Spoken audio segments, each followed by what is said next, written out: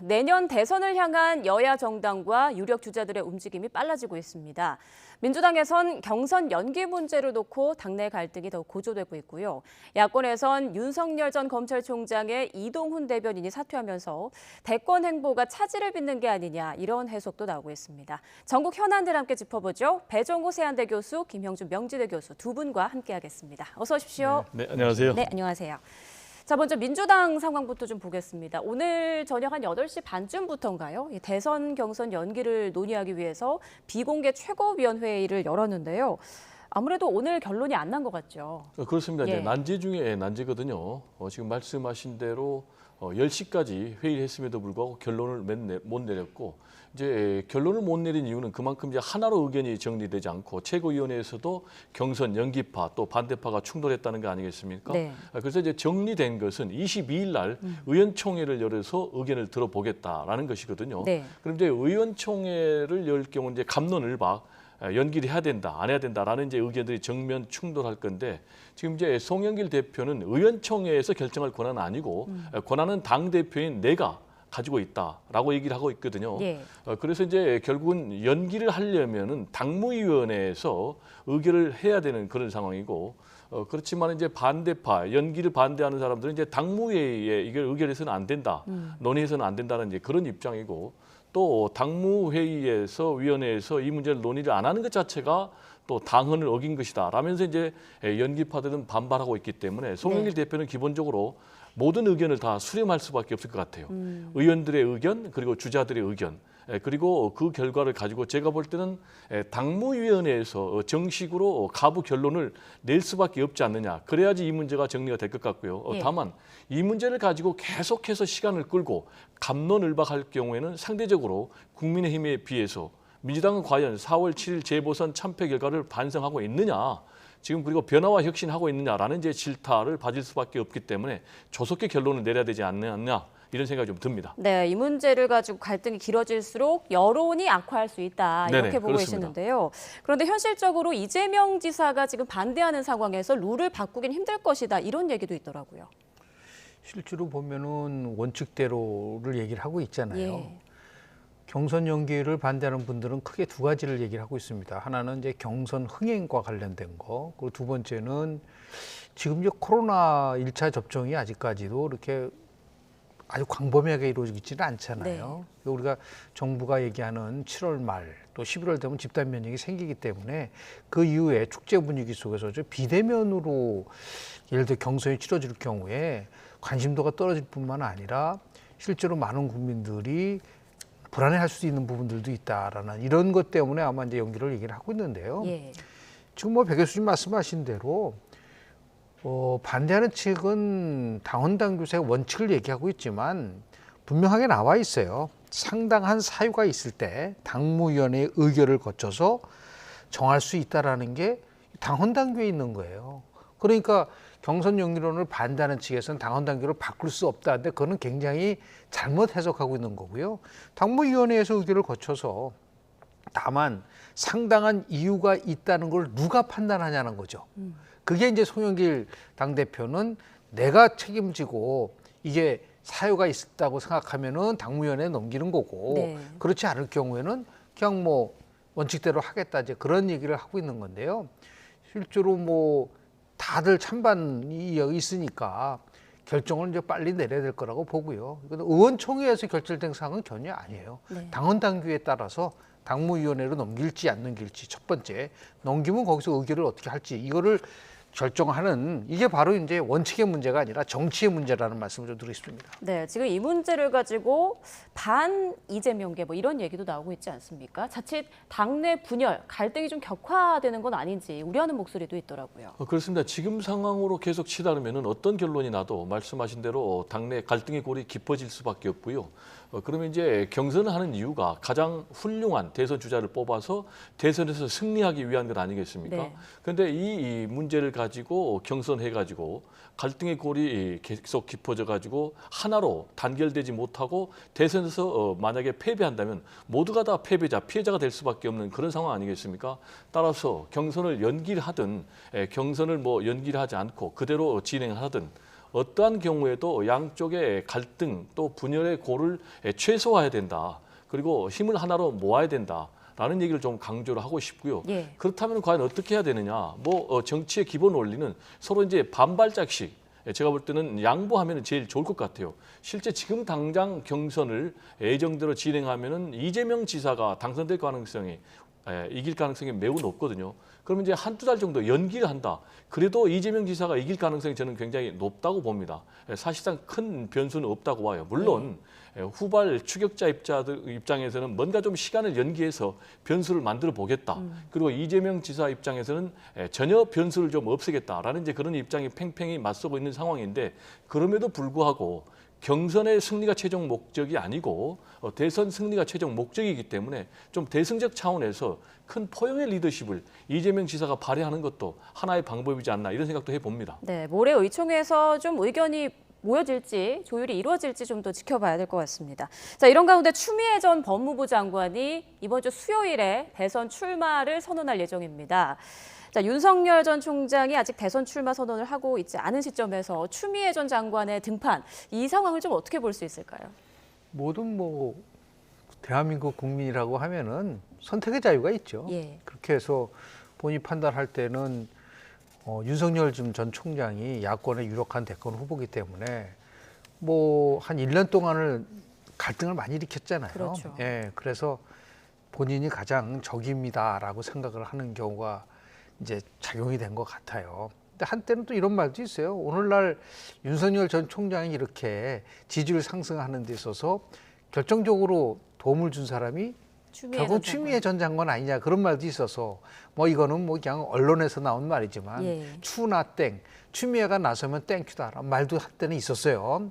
이거는 특정한 추미애 전 장관을 폄훼하는 건 아니고 그만큼 두 사람이 아주 굉장히 극렬하게 이제 갈등 대립을 일으켰었던 거를 얘기를 하고 있는 건데요. 예.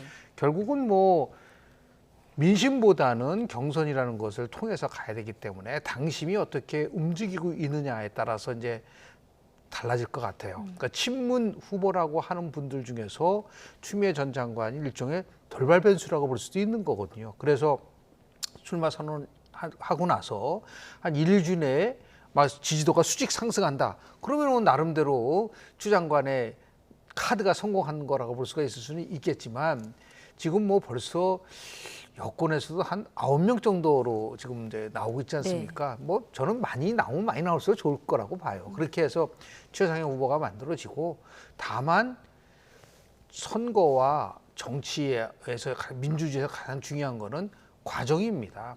지나치게 네거티브 예를 들어 선거 운동을 한다든지 또는 막말을 한다든지 이런 식으로 해서 포퓰리즘을 통해서 표를 얻으려고 한다면 그거는 좀 다시 한번 생각을 해야 되지 않겠는가라는 좀 말씀을 좀 드리고 싶습니다. 네, 김 교수님이 말씀하신 것처럼 이제 추 전 장관은 자기가 꽝 잡는 매다라고 칭하면서 이제 윤석열에 대항마라는 점을 자칭 자인하고 있는데요.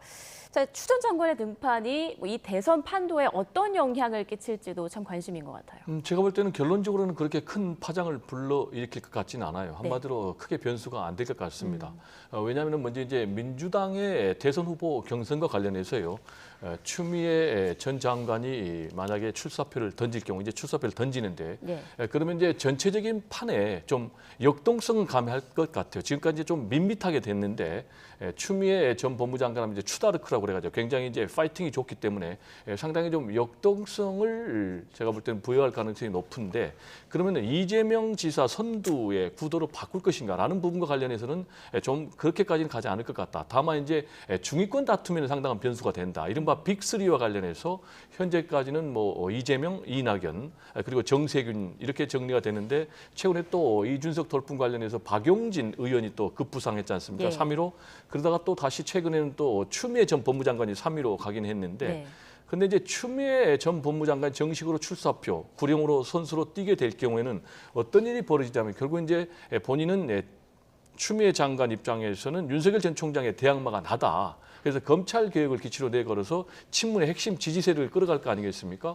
그러면 이제 이낙연 전 대표 그리고 정세균 전 총리도 법문의 지지를 받고 있는 그런 상황이기 때문에 두 사람의 지지율을 빼갈 거예요. 그렇게 되면 역설적으로 오히려 이재명 지사의 1위 입지가 더 공고화될 가능성이 있다라는 얘기를 좀 드리고 싶고요. 그리고 이제 윤석열 전 총장과 관련해서 과거에는 이제 적대적 공생 관계는 틀림없었어요. 그러나 이제 그때는 각자 공적 지위에 있었지 않습니까? 추미애 전 법무장관은 이제 법무장관, 그리고 윤석열 전 총장은 검찰총장. 그러면서 서로 충돌하면서 두 사람의 지지율이 계속 올라가는 그런 상황. 그렇지만 지금은 이제 두 사람 다 그런 보수와 진보 또 뭐 반문재인을 각각 대변하는 그런 사람이 아니기 때문에 제가 볼 때는 추미애 전 법무장관이 출사표를 던진다고 해서 윤석열 전 총장의 지지율이 급상승할 것 같아 보이지는 않습니다. 네, 윤석열 전 총장의 지지율에도 별 영향이 없을 것 같다라고 예상을 하셨는데요. 그거는 뭐 이제 앞으로 더 두고 봐야 되겠지만 제가 우려하는 거 두 가지 말씀을 좀 드릴게요. 예. 대한민국에서 대통령이 되겠다는 사람이 출마를 하면서 국가의 비전과 미래와 민생과 관련된 얘기를 하는 게 아니라 꽁 잡는 게 매고 내가 윤석열을 잘 알기 때문에 나온다. 한마디로 준비 안 된 사람이 결국은 포퓰리즘을 통해서 인기 영합을 통해서 나오겠다라는 것을 간접적으로 아마 표현한 거라고 보는데, 다만 직설적으로 제가 이렇게 얘기한다 하다 걱정스러운 거는 뭐냐면 대한민국 대선 과정 속에서는 항상 2위를 달리는 사람들한테는 집중적으로 검증을 하게 돼 있습니다. 네. 아마 이재명 전 지사도 엄청난 이제 검증의 이제 시간이 올 겁니다. 자, 그렇다고 하면은 윤석열 전 총장에 대한 검증, 특히 송영길 전 대표는 뭐라 했냐면 엑스파일을 차곡차곡 쌓고 있다. 그럼 이걸 누가 터뜨리죠? 이게 아마도 잘못 터뜨리면은 상당히 나름대로 역풍이 불 수 있는데 네. 결국은 대선 후보가 상대 대선 후보를 향해서 이런 엑스파일을 터뜨리면은 마치 자기는 대선 후보가 되려는 것이 아니라 결국 특정 후보를 저격하기 위한 그러한 용도로 나온 거냐라고 하는 비판을 받을 수 있는 가능성이 굉장히 크기 때문에 이 문제와 관련돼서 굉장히 우려하는 부분들도 있다. 도대체 왜 단순한 검찰 개혁이 아니라 과거에서 이게 있었던 악연이라든지 아니면 여러 가지의 개인적인 사감 때문에 나온다고 생각한다면 차라리 그거는 접는 게 낫다. 그리고 정말 진정하게 대한민국을 살리기 위해서 나온다고 한다고 하면은 좀 처음 멘트부터 잘못됐다. 뭐 꽁 잡는 매, 뭐 윤석열을 내가 제일 안다. 이런 식의 멘트는 저는 적절치 못하고 봅니다. 네, 자 이야기가 나온 김에요. 윤석열 전 검찰총장의 이른바 엑스파일 문제가 윤 전 총장에게 하나의 악재가 되고 있는데요. 여권도 아니고요, 야권의 한 인사가 말을 했죠. 윤석열 엑스파일을 봤는데 방어하기가 어려울 것 같다, 이런 이야기를 했습니다. 여기에서 국민의힘 김재원 최고위원은 아군 진영에서 수류탄이 터졌다, 이렇게 말을 하기도 했는데, 자, 배 교수님, 이른바 네. 엑스파일이라고 하는 게 뭐 처와 장모에 관한 얘기라고 하죠. 뭐 지금 뭐 정확하게 우리는 알 수가 없어요. 예. 이 폭로한 장성철 소장 같은 경우도 엑스파일이 뭔지는 공개를 안 하고 자기가 봤더니 정말 안 되겠다. 이렇게 심각한 상황 가지고는 국민들의 선택을 받지 못하겠다라는 이제 결론을 내렸지만은 구체적으로 공개한 게 없기 때문에 알 수는 없어요. 그리고 이제 송영길 대표 같은 경우도 엑스파일에 대해서 언급은 했지만 차곡차곡 파일을 준비하고 있다라고 얘기했지 뭐 파일이 있다라고 얘기한 적은 없어요. 다만 말씀하신 대로 네. 파일이 있다면 크게 세 가지 문제가 있겠죠. 첫 번째는 장모 관련. 실제로 이제 장모는 요양병원 부정수급과 관련해서 지금 재판이 진행 중이지 않습니까? 검찰에서 징역 3년을 구형을 했고, 그리고 이제 아내 같은 경우에 도이치모터스 뭐 주가 조작 등 여러 가지 이제 금전 문제가 좀 투명하지 못하다라는 문제 제기가 있고, 그리고 이제 윤석열 전 총장 같은 경우는 본인이 공수처의 수사를 받고 있지 않습니까? 옵티머스 사건 관련해서 왜 서울중앙지검장실에 무혐의 처리했는지, 그래서 이제 그런 부분들이 주가 될 것 같고요. 다만 이제 이러한 폭로가 민주당 측에서 나온 것이 아니고 보수 진영에서 폭로가 됐다는 것이 이제 굉장히 아픈 그런 부분이죠. 그렇죠. 따라서 이런 이제 엑스파일 문제는 이제 시작에 불과하고 앞으로 더욱더 더 상대 후보들로부터 당장 당내 내부의 경쟁자들로부터 이런 문제 제기가 더 심화되지 않을까 이렇게 생각이 됩니다. 네, 오늘 윤 전 총장 측이 한 언론과의 그 인터뷰에서 전화 통화에서 이런 말을 했더라고요. 엑스파일에 실체가 있지도 모르는 상황에서 이번 건에는 대응하지 않겠다. 그리고 대권 도전 선언이 미뤄질 가능성이 있느냐라는 질문에는 그러지 않을 것이다. 이렇게 답했는데요. 지금 시점에 이러한 대응에 대해서는 어떻게 보시나요? 일단은 뭐 공론과 논쟁의 우리 장 대표인가요? 이분이 얘기를 한 거에 두 가지 부분에 대해서 집중적으로 문제가 제기가 될 수가 있어요. 제가 첫 번째는 네. 문서화된 파일을 입수했다라고 나와 있어요. 본이 그렇게 돼 있잖아요. 그러면 문서화된 파일을 입수를 했는데 어디서 문서화했는지에 대한 것들, 그리고 내용이 뭔지에 대한 것도 전혀 없이 뜬금없이 그랬는데 나를 믿어달라. 이거는 굉장히, 저분이 내가 알기로는 정치권에서 나름대로 활동을 했었던 분으로 알고 있는데 저렇게 뜬금없이 그냥 뭐 아무래도 문제가 될 것 같다 얘기하는 걸 보고 거꾸로 생각한다고 하면은 이게 뭔가 다른 의도가 있는 게 아닌가라고 하는 것을 의심받을 수가 있기 때문에, 그래서 아마 윤석열 전 총장 측에서는 굳이 저렇게 정말 뜬금없는 것에 대해서는 대응할 필요가 없다라는 네. 거고, 그리고 뭐 윤석열 전 총장 장모라든지 아니면 처와 관련된 거는 뭐 그동안 굉장히 많이 나와 있기 그렇죠. 때문에 예. 이 문제와 관련돼서는 어떤 형식을 통해서든 하여튼 입장을 표명할 수 있는 그런 시간이 오지 않겠는가 좀 생각이 들고요. 네. 정치 선언에 대한 문제와 입당의 문제는 저는 다르다고 봐요. 그렇기 때문에 정치 선언에 대한 것은 빨리 저는 윤석열 전 총장이 나름대로 던져야 된다고 봅니다. 그리고 나서 정치 상황에 대한 부분에서 국민의당이 심해 입당을 할지 아니면 국민의힘과 국민의당이 합당을 해서 보다 큰 빅텐트 속에서 들어갈지 아니면 나름대로 바깥에서 활동을 할지, 그거는 추후의 문제예요. 예. 그러나 대변인까지 두고 그리고 정책 행보를 계속 하잖아요. 그런다고 한다면은 뭔가 본인이 왜 이런 거를 해야 되는지에 대한 명쾌한 메시지를 전달하고 나서 행보를 하는 것이 옳은 것이고요. 뭐 나중에 말씀드리겠지만은 대변인도 벼랑간 물러났잖아요. 그렇죠. 그게 바로 전원 정치 때문에 나타난 현상이라고 보는 거거든요. 중요한 정치적 현안에 대해서 본인이 직접 국민들과 소통할 수 있는, 그렇게 하려면 먼저 선언 후 정치 행보로 가지 않을까라는 생각을 좀 합니다. 네, 윤석열 전 총장 측의 이동훈 대변인 이 선임 열흘 만에 이제 자리에서 물러났는데 표면적으로는 뭐 일신상의 문제다, 건강상의 문제다라고 알려져 있지만 다른 이유일 것이다라고 보는 관측이 많더라고요. 100% 다른 이유죠. 멀쩡하게 활동했지 않습니까? 네. 건강하지 않습니까? 일신상의 뭐 이유가 뭐 있겠습니까? 근데 불과 열흘 만에 그만뒀다는 것은 한마디로 얘기하면 이제 윤석열 전 총장과 이동훈 전 대변인 사이에 메시지 혼선이 있는 거죠.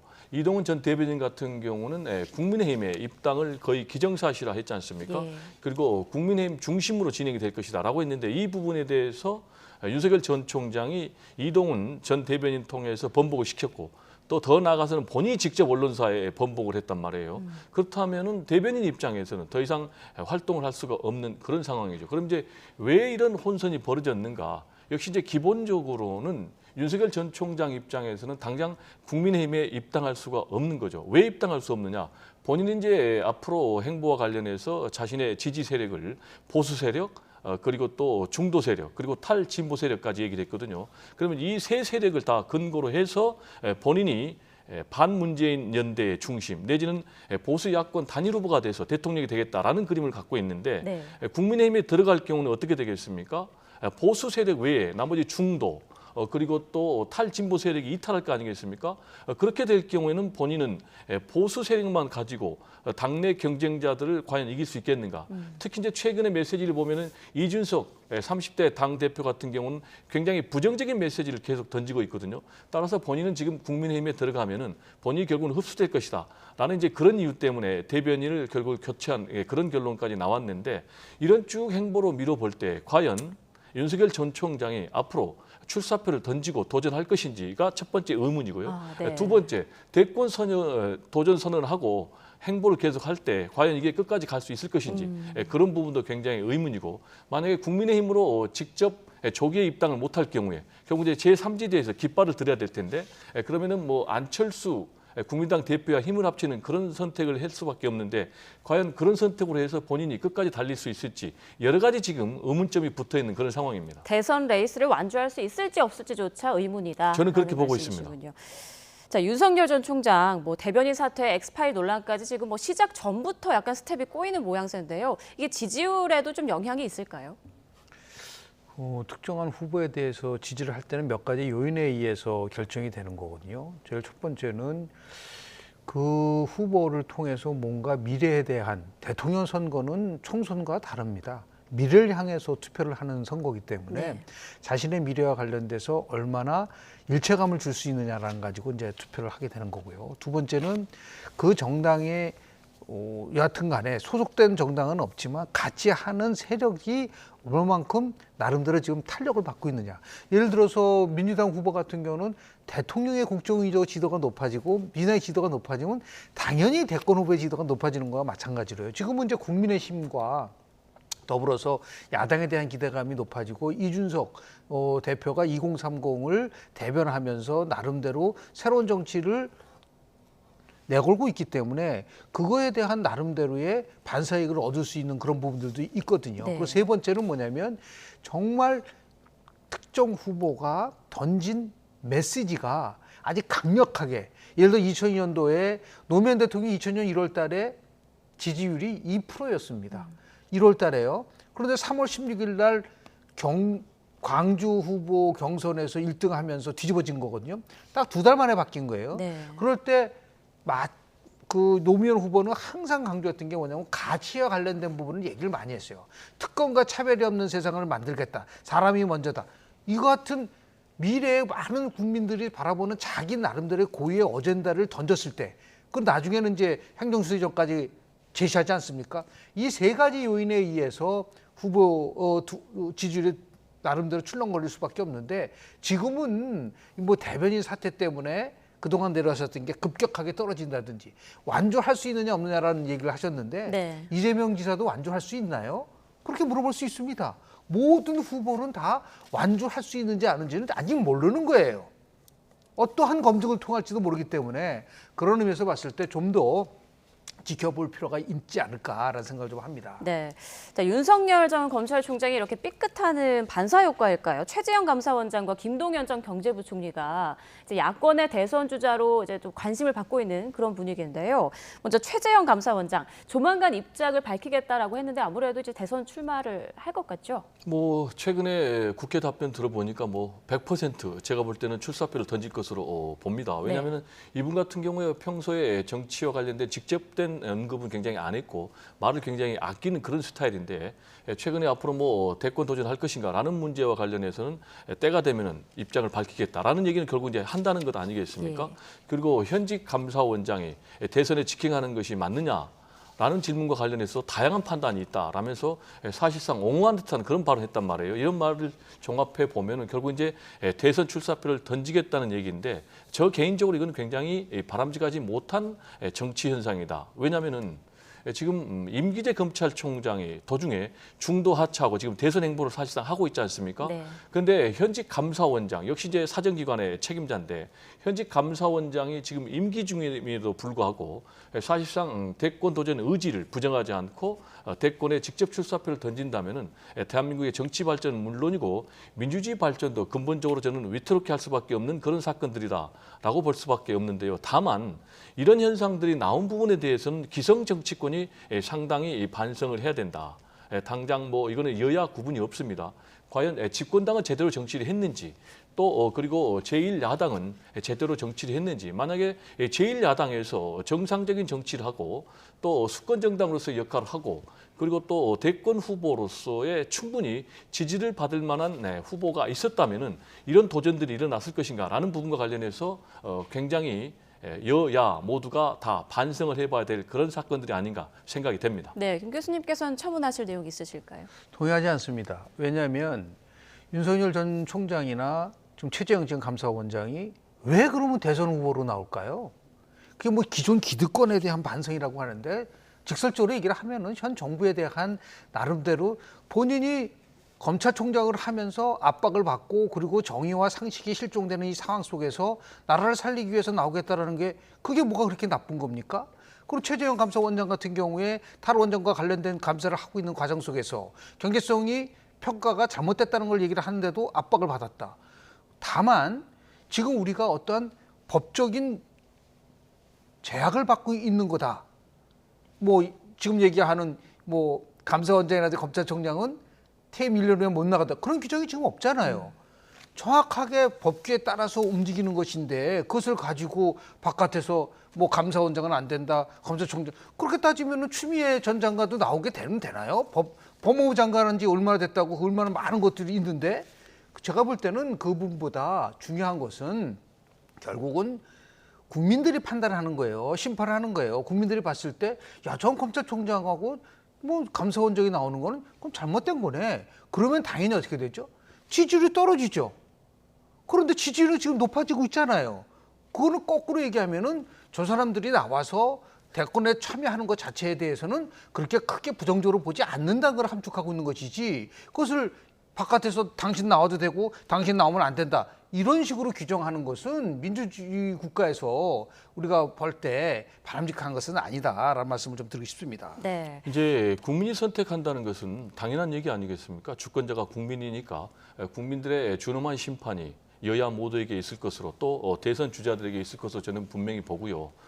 다만 현직 감사원장이 대선으로 직행하는 것이 뭐가 문제냐라고 얘기를 한다는 건 굉장히 잘못된 인식입니다. 왜냐하면 현직 감사원장이 만약에 대선으로 직행하게 되면 당장 현직 감사원장 시절에 본인이 했던 모든 감사가 정치 감사의 논란에 휘말리는 거예요. 그럼 이제 아시겠지만 감사원은 정치적 중립기관 아니겠습니까? 그런데 정치적 중립을 지켜야 될 그런 감사원의 수장이 대선으로 직행한다. 이건 굉장히 바람직하지 못한 건 틀림없는 것이고요. 그리고 검찰총장도 마찬가지입니다. 현직 검찰총장이 만약에 직행한다면 어떻게 되겠습니까? 물론 윤석열 전 총장 같은 경우는 현직은 아니죠. 그렇지만은 엄연히 검찰의 독립과 중립을 위해서 임기제 2년이 보장된 그런 총장 아니었습니까? 그럼에도 불구하고 본인이 모든 수사를 다 살아있는 권력에 대해서 칼날을 들이댔는데 이렇게 되면 결과적으로 그러면은 그 당시에 했던 조국에 대한 수사 이런 것도 결국은 본인의 대권력을 위한 계산된 정치 수사 아니었냐라는 문제 제기가 당연히 봉착하기 때문에 나라를 위해서 나라를 살리기 위해서 한다라는 것이 정당화해지지 못하는 거죠. 왜냐하면은 박정희 전 대통령도 군부 쿠데타를 일으킬 때 나라를 위한 국국의 일념으로 내가 군부 쿠데타 일으켰다라고 얘기했거든요. 따라서 이런 부분은 굉장히 바람직하지 못하다. 다만 제가 아까도 전제했듯이 이런 바람직하지 못한 현상들 현직 감사원장이 앞으로 대권 도전의 의지를 불사르고 또 그리고 임기제 검찰총장이 도중에 그만두고 대권에 행보를 하고 이런 부분이 왜 생겼는가에 대해서는 제가 여야 모두 기성 정치권이 근본적으로 반성해야 된다라는 얘기를 제가 그래서 했던 것입니다. 그런 식으로 따지면은 전 국무총리도 나오면 안 되죠. 국무총리는 공무원 아니에요? 정치 중립을 지켜야 되는 거 아닙니까? 그럼 자기가 대권을 앞두고 그동안 모든 행동은 대권 행보로서 오해받을 수 있는 부분이 있는 거 아닌가요? 그런데 국무총리가 나오는 것에 대해서는 얘기 안 하고 검찰총장과 감사원장 나오는 거는 문제가 된다? 아니 검찰총장과 감사원장보다 훨씬 더 위에 있는 정치력이 있는 사람이 국무총리 아닌가요? 국무총리 나오자마자 대권 행보를 하는 거에 대해서는 괜찮고 제가 그런 면에서 형평성의 문제라든지 헌법의 가치에 대한 문제 모든 국민은 자기 스스로 자기가 선택할 수 있는 자유가 있다는 이 부분을 더 중요하게 여겨야 되지 않겠는가라는 생각을 하는 거죠. 네. 제가 저기 국무총리가요. 대권 도전하는 게 잘못됐다, 잘됐다라고 얘기한 적은 없고요. 그리고 이낙연, 정세균 두 사람은 아시겠지만 직업 정치인님들입니다. 그리고 또 다들 국무총리를 어떤 본인의 어떤 대권 내지는 뭐 대권은 아니고 정치적인 행보의 하나로 가는 것은 뭐 일반 국민들도 대충 수용을 하고 있는 그런 상황이기 때문에 이걸 가지고 똑같이 직업 공무원 출신과 등치해서 얘기를 한다는 건 저는 바람직한 접근 아니다 이렇게 생각합니다. 네, 시간 관계상 이 문제는 여기까지만 얘기를 나누겠습니다. 최재형 감사원장이 이제 대선 출마 선언을 했을 때 이 부분 역시 논쟁의 하나가 될 것 같다는 생각이 듭니다. 자, 다음 주제로 넘어가기 전에 우리가 앞서 이야기 나눴던 더불어민주당 오늘 최고위원회가 열렸던 거기에서 나온 얘기 잠시 전해드리고 넘어가겠습니다. 경선 연기 논란과 관련해서 오늘 오늘 비공개 최고위원회가 열렸는데요. 자, 모레 오전에 다시 의원총회를 열어서 결론을 내기로 결정을 했다고 합니다. 이제 모레 의총은 찬성과 반대 의견을 가진 의원들이 발표를 한 뒤에 자유 토론을 하지만 표결은 예정돼 있지 않은 걸로 전해졌습니다. 또 의총 이후에 가능한 이른 시간에 최고위 회의를 다시 열어서 경선 일정 논의를 진행하기로 했다고 합니다. 자, 이번에는 이준석 국민의힘 대표 관련해서 좀 이야기를 넘어가 볼 텐데요. 자, 이준석 체제가 출범한 지 열흘이 됐습니다. 광폭 행보 못지않게 여권의 전방위 공세도 쏟아지고 있는데 배 교수님, 이 젊은 층에서 특히 좀 예민할 수 있는 이 병역 특혜 의혹이 지금 일고 있단 말이죠. 네. 어떤 내용인가요? 그러니까 이제 이름은 이제 병역 특혜 의혹인데 정확하게 얘기하면 병역 특혜 의혹은 아니고 제가 볼 때는 뭐 취업의 공정성 문제 같아요. 지금 아시겠지만 이준석 대표 같은 경우는 하버드대를 졸업하고 산업기능요원으로 대체 복무를 했단 말이에요. 이때 당시에 소프트웨어 마에스트로를 채용하는 이제 그런 부분에 본인이 응모를 해서 결국 이제 거기서 단계별로 100만 원 내지 200만 원 정도 받았단 말이에요. 그런데 그때 당시에 자격 조건을 보니까 현재 고등학교, 대학교, 대학원에 재학 중인 사람으로만 제한이 돼 있는데 이준석 대표 같은 경우는 당시에 하버드대를 졸업한 졸업생 신분이기 때문에 원칙적으로는 자격이 안 된다라는 이제 그런 문제 제기예요. 그러면서 당시에 강용석 변호사 같은 경우에 병역법 위반, 구체적으로 이제 근무지 이탈 관련해서 검찰에 고발했는데 이게 이제 무혐의 처리됐고 또 병역법 위반 부분도 무혐의 처리됐어요. 그래서 이제 이상호 고발뉴스 기자 같은 경우는 이게 업무방해다 또는 더 나아가서 사기의 혐의에 또 의혹도 있다라고 이제 문제 제기를 하고 있는데 이에 대해서 이제 이준석 대표 같은 경우는 내가 당시에 구체적으로 나는 졸업생 신분이다라는 걸 밝혔다라면서 이제 지원서까지 공개하고 있는 그런 상황. 그래서 이제 여기에 대해서 지금 민주당에서는 그 부분에 대해서 문제 제기를 하지 않고 그러면은 당신이 굉장히 공정한 기회의 공정을 강조를 하고 있는데 그렇게 함으로 인해서 다른 사람의 취업 기회를 박탈한 것 아니냐라는 이제 문제 제기를 하고 있는데 이 문제와 관련해서는 굉장히 좀 지연 말단적인 문제가 아닌가. 그래서 지금 여야가 서로 협치와 상생의 정치를 해야 되는 상황에서 좀 지연 말단적인 문제를 가지고 계속해서 정치권에 쟁점을 만드는 것은 그렇게 바람직한 방향은 아니다라는 좀 생각이 듭니다. 네, 이준석 대표는 이미 10년 전에 끝난 일이다 이렇게 일축했는데요. 이 부분에 대해서 어떻게 보시나요? 송영길 대표하고 이준석 대표가 만나서 화기애애한 분위기 속에서 여야정 협의체를 가동시키고 협치를 하자라고 한 게 제가 보기에는 하루 이틀 전의 얘기라고 보는데요. 근데 그만큼 앞뒤가 다른 모습을 보이면 국민들이 신뢰하기가 좀 어렵죠. 그래서 물론 지금 병역법 위반 사항과 관련돼서 이제 10년 전에 병무청에서도 이제 아무런 문제가 없다고 얘기하지만 내용상으로 보면은 공정의 가치가 훼손된 게 아니야라고 하는 문제 제기가 있을 수가 있다고 볼 수는 있습니다. 이 부분에 대해서 아마 이제 이준석 대표가 더 확실하게 자기 입장을 밝혀야 될 거라고 보는데요. 더불어민주당에서는 그렇다고 한다면 송영길 대표와 관련된 검증을 한번 해볼까요? 그러면 뜬금없이 무슨 송영길 대표 그분이 예를 들어서 당대표가 아니라 대선 후보로 나온다고 하면은 뭐 그렇다고 하지만 이 상황 속에서 타당의 당대표를 검증하겠다? 그러니까 좀 생뚱맞잖아요. 네. 그런 면에서 봤을 때 좀 더불어민주당이 반성할 부분들도 있는 거고 더 나아가서 자신들이 청문회를 하면서 문제가 됐었던 여러 가지 사건들이 많았었어요. 그런 문제와 관련돼서는 침묵하고 아무런 행동을 취하지 않고 있었던 더불어민주당 의원들이 뭐 이준석 이 대표 관련돼서 그렇게 공격하는 건 물론 자유지만 이게 지금 그런 의미에서 내로남불이고 앞뒤가 안 맞고 그리고 한마디로 얘기해서 좀 상황 판단을 좀 못하고 있는 게 아니냐라는 지적을 받으니까 당연히 민주당의 지지도는 떨어질 수밖에 없는 거예요.